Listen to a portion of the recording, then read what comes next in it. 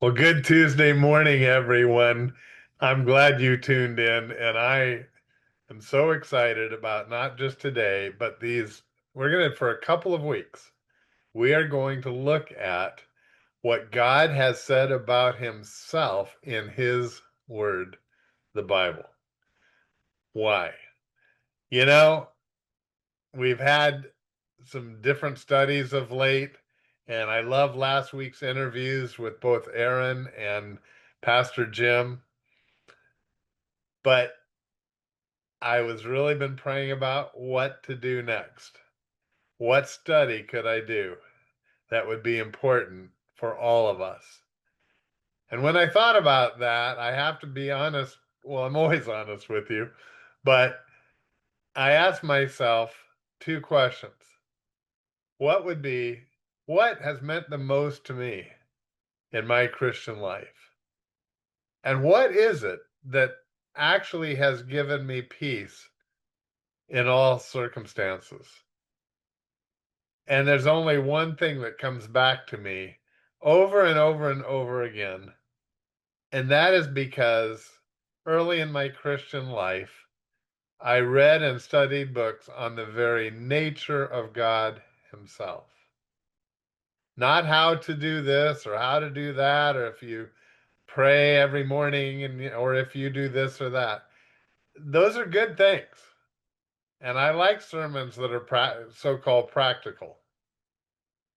But the reality is that more than how-tos, it's my view of God that has been with me from very early on.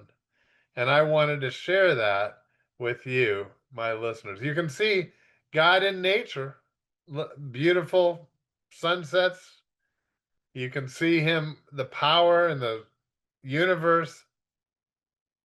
But you know what? You can see that, you can find God, but you can't know all that much about him. We need to study his word. What did God think important enough for us to know that he put it in the Bible? And A.W. Tozer, in his book, The Knowledge of the Holy, and other books called The Attributes of God, has done a masterful job of telling us and digging those things out of the Bible. And then I realized over 5 years ago, I did this study. And that is when decided I can't do it any better now. So I'm going to play these. I'm going to give some introductions along the way. But basically, we're going to study what I talked about 5 years ago, the attributes of God. Let's get started. Tozer, in fact, said, and I love this quote, I've used it many times myself, but Tozer said that what comes into a person's mind when he thinks about God is the most important thing about us. Why would he say that? Well, just think about that sentence for a while. When you think about God, what comes into your mind, that is who you are worshiping. And if it is not the God of the Bible, as he has revealed himself, then you've created another God. And we're influenced by so much on television or things we hear, and people's view of God is way too low. He is so much bigger and so much more than, yes, God is love. That's what people always say. God is love. He is love. But he's so much more than that. We'll come to that description of him one day. But that's just one little part of him. And you have to have the whole thing in order for it to work and to know what he is like. So we're going to study these attributes of God one by one. And the first one that we come to is wisdom. God is wise. What is wisdom? Well, wisdom is the ability to devise perfect ends and to achieve these ends by the most perfect means. The ability to devise perfect ends. What's the right thing to do? What's the perfect conclusion? And to achieve these by the most perfect means. I got to tell you, you almost just have to look around to know that God is totally wise. Aren't you amazed by the way the world works? I am. You know, I think that I look around at animals or fish or anything that's alive, and somehow God in his wisdom created just the right number that they reproduce at just the right rate in order for species to survive all these years. They have something to eat, but they don't eat it all. That part amazes me. You can probably come up with your own way, but in Jeremiah chapter 10, at verse 12, the Bible even says that. It says, but God made the earth by his power. He founded the world by his wisdom. God knew what he was doing, and I am amazed at it all the time. All the time.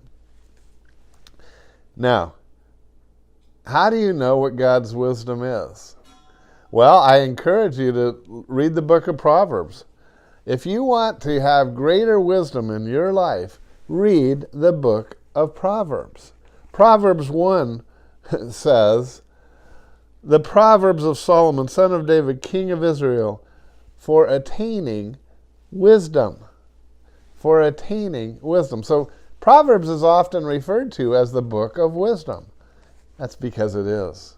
And that's why God had inspired Solomon to write it, so that we can know what are the right things to do in a given situation. You need to be very familiar with the book of Proverbs. Don't you find yourself asking all the time, well, gosh, what would God have me to do in this situation? Well, if you're familiar with the book of Proverbs, you might know the answer to that before you even start. God was so gracious to give us the book of Proverbs. But God is totally wise. The first thing we want to remember about God is that he makes no mistakes. He doesn't say, oh, I messed up there. No, he can't. God is wise. Now, having said that, how do you and I already mentioned the book of Proverbs, but there is another way that we need to be familiar with. And I'm going to just make this our verse for today. And it's in James chapter 1 at verse 5. James writes, if any of you lack wisdom, he should ask God, who gives generously to all. We need to ask God. That is such a legitimate prayer. God, I need just a little tiny bit of your wisdom. What do I do in this situation? And you ask, and you pray, and you believe. You know, Solomon was given a choice by God to, what would you like, Solomon? You have so pleased me that I want to answer your prayer. And instead of asking for bigger wealth and bigger kingdom or more power, you remember what Solomon asked for? He asked for wisdom. And God granted that prayer and made Solomon, according to the Bible, the wisest person who ever lived. By the way, even Solomon messed up and had some good sin in his life too. But indeed, he did answer that prayer, and he gave Solomon the most wisdom. So that's how we do it. That's how we tap in. And that's the first thing that I want us to remember about God, because sometimes it seems like things aren't going right, that bad people get good things, or good people suffer, or things that we think shouldn't be that way.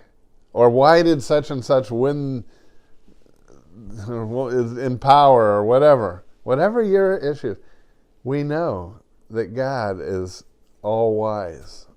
And things are going, one of the things we're going to come to, and even this week, is his sovereignty. And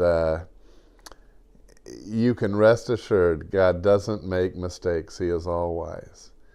Well, we're off to a great start. I can't wait to share every one of these with you this week.